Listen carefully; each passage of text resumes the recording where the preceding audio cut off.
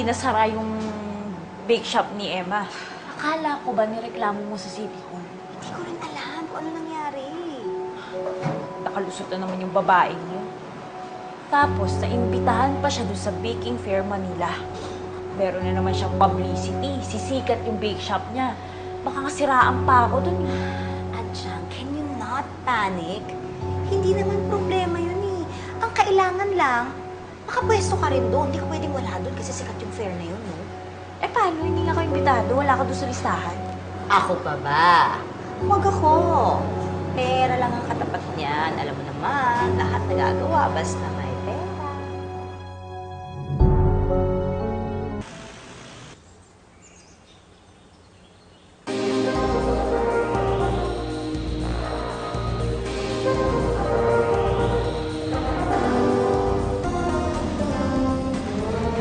Nandito na rin pala yung mga staff ko. Paul, Patrice, punta muna kayo sa kotse. May mga ibababa pa. Okay, so dito tayo magsiset up. Okay, salamat. Tayo mong staff. Oo nga eh.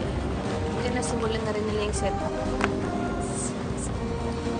Okay ito, maala. Parang ginawa natin eh. Okay. Dapat gawa tayo ng rooms. Oh my God, Emma! Magkatabi pala tayo. George, ano nagawa mo rito? Bakit kayo nandito? Ayoko kayo katabi. Pwedeng umalis na lang kayo. At bakit naman kami aalis? Talaga bang naimbitahan kayo dito o wala lang kayong magawa?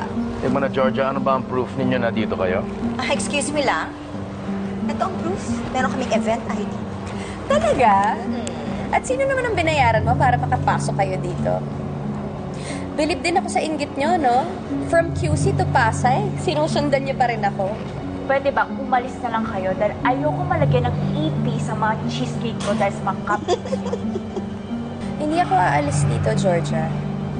And if I were you, ikaw ang umalis at huwag mong ikalat ang baho at dumi mo dito. Alam ko namang nananadya lang kayo eh, dahil hindi kayo naging successful sa pananabutahin niyo sa akin. Ayaw mo umalis o magkakagulo tayo? Georgia. Nakalimutan ko na ikaw ang ina ng aking anak. Ngayon ka na.